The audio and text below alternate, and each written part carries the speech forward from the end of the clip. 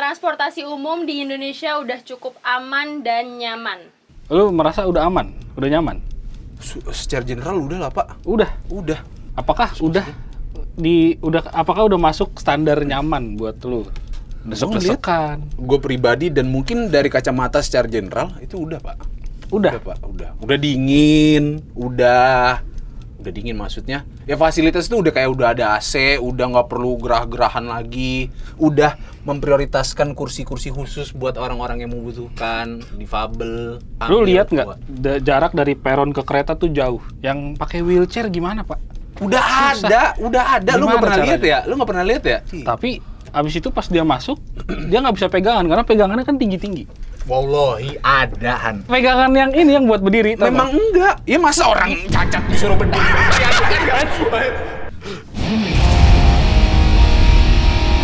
Halo, gua Rehan. Halo, gue Xiaoki. And we're playing Head to Head. Lebih baik macet di kendaraan sendiri daripada desek-desekan di transportasi umum. Bro, you take it both, bro. Enggak ini Okay. gue. Strongly agree. Tadi argumen gue adalah gue lebih baik desek-desekan di Transum karena waktu yang gue habiskan nggak berubah dibanding gue macet-macetan di jalan tuh yang harusnya gue bisa sampai rumah dalam waktu sejam bisa jadi 2 jam gara-gara macet. Oh, lu selalu udah pernah ngukur itu? Iya. Gua lebih memilih untuk di macet di kendaraan pribadi gitu daripada di Transum. Sumpah banget, Pak, sumpah. Lu kayaknya lebih sering ini kan? Lu lebih sering di Iya. Ya. Jujur gue tiap hari PP naik motor. Tapi setiap hari gue nengok ke kanan kan gue ngelewatin jalur rel kereta kan. Gue setiap hari ngelewatin ke kanan, wah penuh banget, Pak. Tapi mereka lebih cepat. Emang lu nggak ngambil jalur tikus? Jalur tikus. Semua orang ngambil jalur tikus. Oh iya. Macet jadinya di jalur tikus juga. Aman. Iya sih, Jakarta ya. Tapi buat gua pribadi kayaknya lebih memilih untuk motor karena sumpah sumbuk-sumbukan di Transum tuh resiko untuk lu nyium bau badan orang tuh, apalagi jam pulang kerja kan.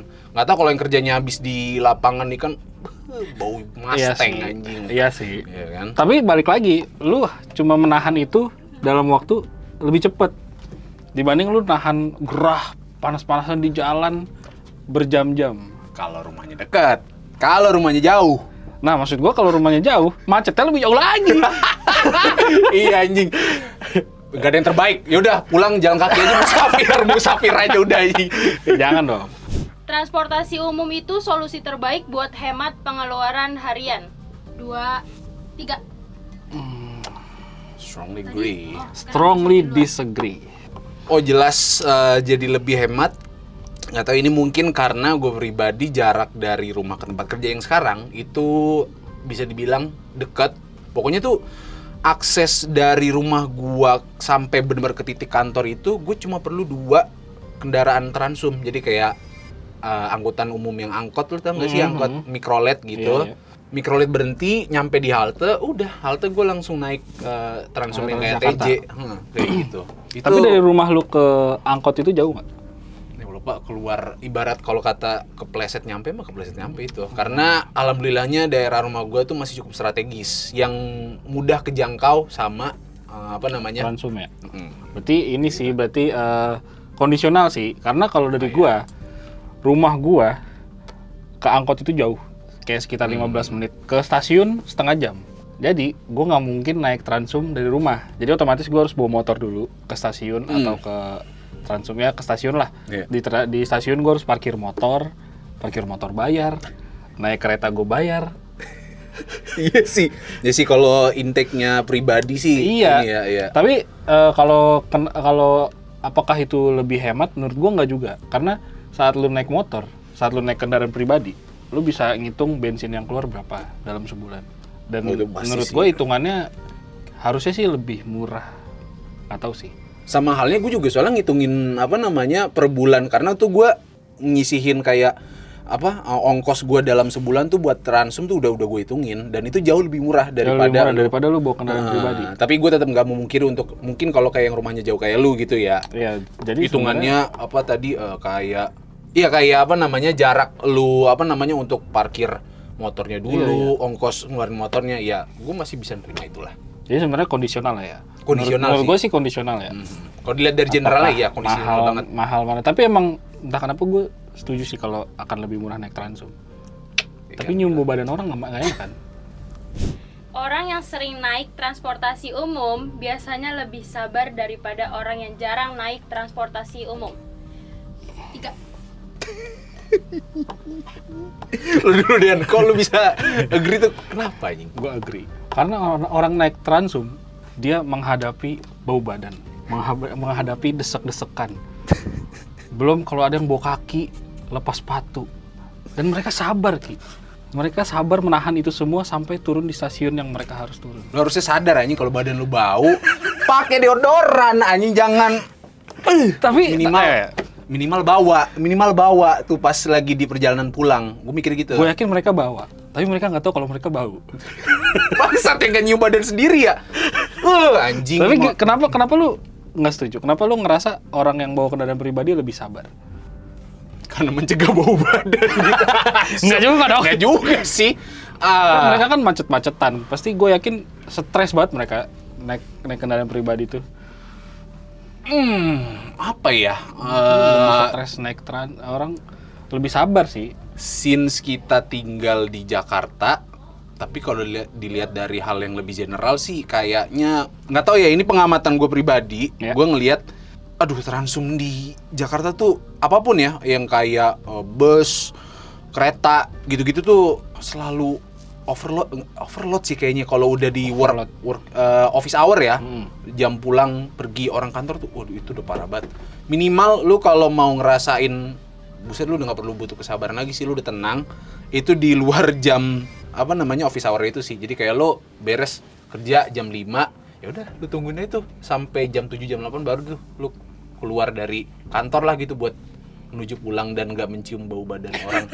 Aduh anjing, itu penyakit banget sumpah. Jadi maksud anjing. lu yang naik Transum nggak sabaran orangnya tuh, lebih sabar orang yang naik kendaraan pribadi. somehow gue mikir gitu sih. Oke. Transportasi umum di Indonesia udah cukup aman dan nyaman. 2, 3. Lu merasa udah aman, udah nyaman? Secara general udah lah Pak. Udah. Nggak usah jauh-jauh deh. Kereta ekonomi lah ya. Maksudnya secara fasilitas aja, contoh yang paling deket lah ya, kereta. Oke. Kereta lu di zaman tahun-tahun berapa ya? Mungkin masih zamannya Pak Fauzi Bowo, ya kan? Di zamannya beliau tuh kayaknya kereta tuh masih dalam tahap pengembangan ya dari segi fasilitasnya. Yang masih ada suka orang jualan gitu kan? Iya, kayak perindapan lah anjing ya. Perindapan anjing. Ya, yang orang perindapan nggak nonton. Terus? Ya bisa bawa ayam ke dalam kereta. Iya, dulu ada gitu-gitu yang tuh. jualan durian sih emang. Nah. Maksud lu berarti sekarang udah nyaman? Oh, udah jauh lebih berkembang Pak daripada yang dulu. Tapi kan lu nggak bisa bandingin sama yang dulu doang. Apakah apakah udah masuk standar nyaman buat lu sebagai pengguna? Desek-desekan. Gue pribadi dan mungkin dari kacamata secara general itu udah Pak. Udah Pak, udah dingin, udah dingin maksudnya. Ya fasilitas itu udah kayak udah ada AC, udah nggak perlu gerah-gerahan lagi, udah memprioritaskan kursi-kursi khusus buat orang-orang yang membutuhkan, difabel, ibu-ibu hamil. Lu lihat nggak jarak dari peron ke kereta tuh jauh? Yang pakai wheelchair gimana Pak? Udah ada. Lu nggak pernah lihat ya? Udah disediain. Jembatan gitu. Ada bahkan di bus itu tuh ada ininya, kayak kalau buat wheelchair tuh sekarang udah ada kayak jembatan kecil, lu tinggal dari dalam bus tuh lu buka kapnya gitu, ditarik, terus udah dia langsung nurun gitu. Ada, lu nggak pernah ini sih. Tapi abis itu pas dia masuk dia nggak bisa pegangan karena pegangannya kan tinggi-tinggi. Wallahi ada. Pegangan ini. Apa perlu gua pop up gambar ini? Pegangan yang ini yang buat berdiri. Memang enggak. Ya masa orang cacat disuruh berdiri? Iya, itu kan contoh, enggak. Dia kan maksudnya gimana pegangan yang terus kalau keretanya tiba-tiba belok, jalan dia. Kagak. Kan satu di wheelchair remnya udah ada. Kalau ada rem tangannya dia. Bener, sumpah ada. Ntar lu, menurut gua belum nyaman. Karena itu, gua ngerasain di TJ. Lu sering naik TJ kan? Iya. Lu sering nggak ngerasain pas jalan buset udah kayak Fast Furious aja. Tiba-tiba, wah, gue harus pegangan kenceng banget. Iya. Gue harus pegangan kenceng banget biar gue nggak mental ke belakang. Ya itu berarti supirnya yang asshole sih. Nah gimana yang pakai wheelchair? Kayak los aja deh Pak. Los aja deh gitu. Orang yang nggak pernah naik transportasi umum nggak paham kerasnya hidup di ibu kota. Lu nggak setuju? Padahal lu naik Transum tiap hari. Iya. Lagi-lagi gue juga mikirnya nggak dari kacamata ini ya, nggak dari kacamata pengguna kendaraan umum doang gitu, karena sama halnya kan lu mau naik motor pribadi, bawa mobil, ya kayak bawa mobil aja lu masih ada risiko untuk kena ganjil genap. Oh iya. Ya kan? Maksud gue adalah ya lu merasakan upaya yang kurang lebih sama capeknya lah gitu dengan orang-orang yang contohnya sesimpel itu, lu yang tadinya bawa mobil di tanggal ganjil, pas genap lu harus naik Transum gitu umpamanya. Enggak kan ya. mobilnya 2. Anjing. Kan nggak semua orang Oke, gitu, ya, Pak. oke, Nggak sorry. semua orang begitu. Menurut gue setuju. Karena orang yang nggak pernah naik Transum tuh pasti ngerasa hidupnya mudah-mudah aja. Lihat tuh yang dikawal motor, tetot. Duh, anjing. Dia nggak ngerasain naik Transum, hidupnya enak bro. Dia nggak tahu tuh kerasnya kerja di ibu kota. Kayak tadi pas gue ngejelasin harusnya ngebagi kelas pekerjaannya ya, biar ini ya. Biar jelas, aduh anjing. Gimana? Apakah lu masih setuju kalau argumen lu benar? Kalau orang yang nggak pernah naik Transum ya tetap tahu kerasnya ibu kota. Salahnya kayak gue nggak ngebagi kelas pekerjaannya lagi, anjing. Tapi ya, poin dia bener juga sih. Tapi gue merasa masih banyak Oke. yang siapa tahu dia bawa mobil, tadi mobil masih cicilan, belum bisa ngelunasin satu mobil, masa udah mau nambahin mobil baru lagi, nambah cicilan baru dong. Paham nggak sih? Iya. Kejauhan dong kayak Ini gitu kan. kena progresif kan jadinya. Iya kayak gitu.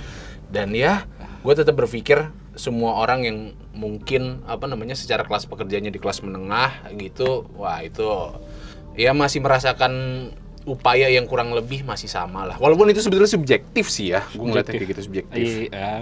Untuk range, untuk scope Jakarta tuh, wah orang sangat beragam sekali Pak. Dan gue ngeliat lebih banyak yang capeknya itulah. Capek walaupun dia nggak naik Transum. Ya, siapa tahu dia musafir, pure jalan kaki. Challenge gitu ya kan, men-challenge diri sendiri. Nggak pakai sendal. Tapi kalau menurut gue nggak. Gue tetap ngerasa orang yang naik Transum tuh mentalnya lebih kuat sih. Wah, gokil. Karena sih. dia merasakan banget macet iya. Bayangin naik TJ itu udah desek-desekan iya, macet iya. Oh iya. Belum lagi yang kena jalur TJ-nya ketutup sama galian. Tutup mobil.